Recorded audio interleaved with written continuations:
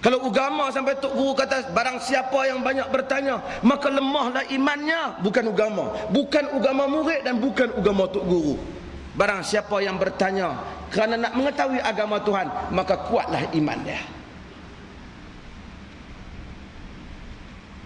Orang Melayu terpengaruh dengan pemikiran yang macam ni. Jahanam mereka. Rosak dia. Pasal dia salah faham terhadap agama. Nabi kata susah, Tok Guru tarekat kata agama. Tuan-tuan, kalau badui padang pasir dengar ada apa Allah Ta'ala itu berjisim ia demikian, berjirim ia, pada yang demikian itu sifat yang kini bahagi 40 bahagi 12, pening badui tak masuk Islam lah. Tapi Nabi dengan dakwah Nabi, hak tak boleh membaca pun masuk Islam. Orang mai pada Nabi dalam masa beberapa hari, sehari dua, balik dengar hak Nabi ajak, balik ke kabilah dia, satu kabilah Islam. Tapi kalau Nabi kata nak kena duduk 5 tahun dulu bagi perhabis sifat 20, sifat wajib, sifat mustahil, ni je wuduk 4 mazhab, 3 mazhab, tak ada siapa kabilah masuk Islam zaman Nabi. Tak ada.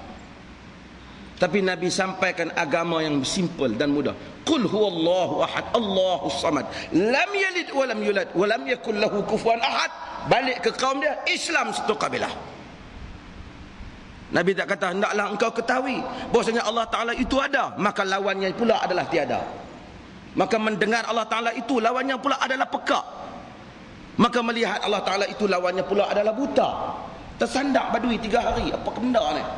Unta ke apa kata? Dia tak ada. Walaupun ada dalam kitab Jawi Melayu, kita kata itu falsafah Greek dan Yunan yang seketika telah menyerap masuk dalam pemikiran orang-orang di Baghdad, kemudian disambung dari generasi ke generasi, kemudian falsafah itu masuk dalam pemikiran Mu'tazilah, kemudian masuk dalam pemikiran sebahagian tokoh-tokoh Asy'ariyah, dan kemudian akhirnya terkena kepada orang awam. Maka apabila orang tanya banyak, Tok Guru tu sendiri pun tak tahu nak hurai. Maka dia kata barang siapa yang banyak bertanya maka lemahlah imannya. Pasal dia pun tak tahu nak jawab. Tapi Nabi kata inna dina yusr. Siapa mengaji agama cara salaf, cara sunnah Nabi, tanya kita nak jawab tentang berhubung dengan akidah. Tidak ada benda yang kontradik. Akidah dapat dipahami oleh semua orang. Kata para ulama, para tabi'in, sesiapa yang mendengar Ibnu Abbas menafsirkan Quran di Kaabah, nescaya kalau Rom dan Parsi mendengar, nescaya mereka masuk Islam. Tapi kita pergi dengar tafsir Quran di masjid, Tok Guru baca tersandak lena habis anak murid. Buat masuk dengan Israeliat. Pada makna yang demikian itu adalah ia. Saya bukan nak anti benda ni, tapi tuan-tuan pulanglah. Tak sampai pada demikian arakan berkatalah Syekh, pada yang demikian itu bermaksud ia. Tak sampai yang maksud. Habaklah dia kata apa. Dia perjelas orang tak payah duk cerita tu bahasa Sanskrit lama. Para semua orang kalau hidup pun tak pakai dah bahasa tu. Hantuah oleh hidup pun dia guna bahasa kita lah. Hadirin mukminin sekalian, Nabi SAW menyatakan inna dina yusr. Tak ada orang yang payah-payah dia cuba buat bagi payah, melainkan dia jadi susah. Orang Melayu dan dia suka jadi payah. Saya buat contoh ni, kita nak pergi haji kan, kita buat contoh banyak haji. Setengah orang agama ni, Nabi kata idza amartukum bi syai'in fa'tuhu mastata'tum wa idza nahaitukum an syai'in fantahu, kata Nabi. Bila aku perintah hampa buat sesuatu, hampa buatlah dengan kadar yang hampa mampu.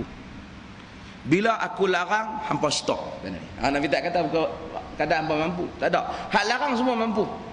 Saya tak mampu lah tak berzina, tak ada. Hang jahat kan? Saya tak mampu, tak curi saya tak mampu. Saya kalau tak curi tak hidup, oh ya Allah, tak ada. Tapi bila nak semayang ni, kadang-kadang ada kadar macam-macam. Kadang-kadang tak boleh nak semayang pasal kalut dengan kenderaan. Kadang-kadang ayat tak ada. Tu Nabi kata apabila aku perintahkan, buat dengan kadar hampa mampu. Pasal banyak benda yang perintah tu ada keadaan kita tak mampu.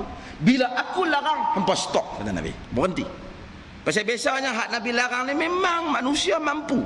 Tak ada kata tak mampu. Melainkan mai darurat ni cerita lain. Tapi artinya dalam keadaan biasa manusia mampu. Nabi suruh kita salat. Kita salat.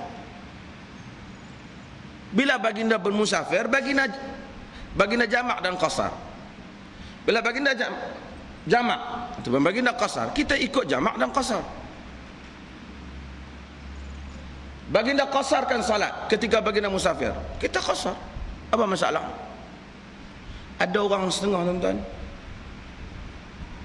dia bila dia musafir, dia tak mau qasar salat. Kita kata Nabi qasar, dia kata qasar apa, kita duduk senang dah lah. Nabi qasar lah. Umar pun tanya dah nak qasar apa, Rasulullah mudah dah zaman lah, bukan kita takut kat kufar lah. Tu zaman Umar kenderaan tak ada ya. Nabi kata sadaqatun tasaddaqallahu lakum faqbalu sadaqatah. Tasaddaqallahu alaikum faqbalu sadaqatah. Sedekah Allah Ta'ala sedekah kat hangpa, ambil. Dia bagi. Walaupun kita pi naik kapal terbang sampai ke Kuala Lumpur, duduk melenggak atas kapal terbang sampai duduk masuk KLIA, aircon lagi. Tapi dia benarkan kita qasar. Qasar.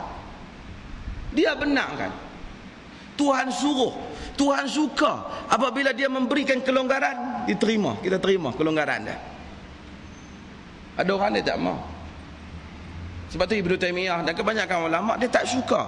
Dia menganggap sekurang-kurangnya makruh orang yang tak qasar ni ketika dia musafir. Qasar.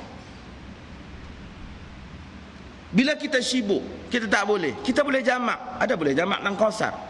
Kita musafir pun boleh jamak. Kita hadapi suatu keadaan susah. Anak kita duduk nak bedah orang, saya buat contoh nak bedah orang. Orang aksiden. Pukul 7 suku aksiden. Mana doktor sekarang kena buat bedah. Dia takut mayang tu tunggu dia tak lah.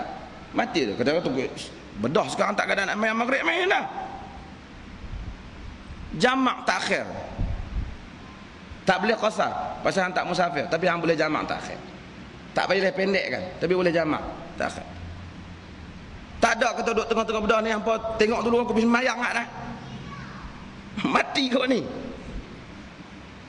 Maka Rasulullah sallallahu alaihi wasallam seperti riwayat dalam Muwatta dan juga Imam Muslim pernah melakukannya walaupun tanpa hujan dan tanpa safar. Hadirin mukminin sekalian, banyak keadaan budak-budak pergi peperiksaan umpamanya. Dia tak boleh keluar daripada peperiksaan. Start katalah waktu pukul 7, berlarutan sampai pukul 9 malam, dia masuk peperiksaan, dia jamak takhir. Anak kita nak naik bas,